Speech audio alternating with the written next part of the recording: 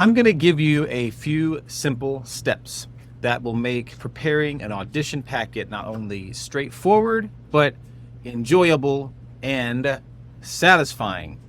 So the first step I'm going to give you is one that I am really saucy about skipping.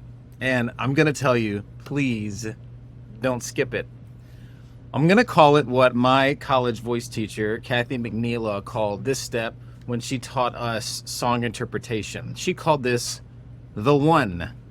And truly, without this one singular sensation, you are not going to have a foundation for your work, whether you're preparing an audition or a rehearsal. So the one is simply asking yourself, what's this about? On the most practical level, what is this material about? Who's talking here? To whom are you listening and talking?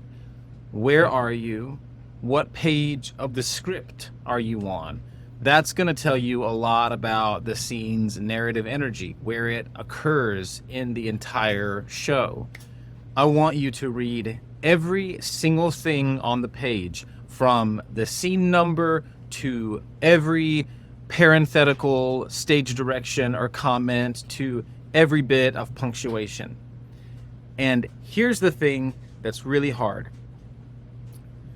You're not going to make any choices based on the information that you see.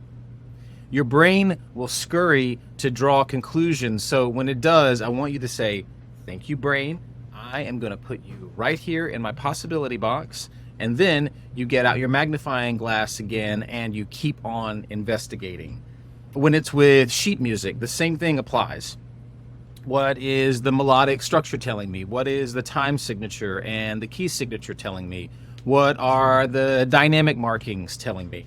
Ask these like an investigator so that you gather a whole bag full of information and you gain intimate knowledge about this material that you can then make intelligent choices from that harmonizes with the intentions of the writer as far as you can understand. The most obvious example from my own experience of how this works is the book from the musical Oklahoma. When I was in my mid-20s, I would get callbacks for Curly. I'd read the text and I would judge the material. I would think, who talks this way? Which was ironic because I grew up in rural North Carolina. So it wasn't until my late 30s and I got the chance to play the role without shooting myself in the foot with an audition, and I had the chance to study and teach the source material, which was Lynn Riggs' play Green Grow the Lilacs, that I realized the text had been intentionally, phonetically written out by the playwright to represent the way these characters on the Cherokee Strip spoke just after the turn of the 20th century. He even specified in a parenthetical stage direction in the first few pages that the dialect was not Southern, it was not hick, it was its own thing.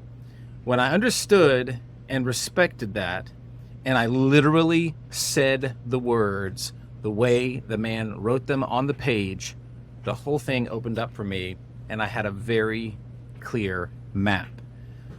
So your material is not going to be specifically written in dialect most of the time like Oklahoma was. But if a writer has an intention as specific as that, you want to look for that clue because it's going to give you a very clear frame that you can operate in, and you're going to have all kinds of clear reference points that your choices will be based on.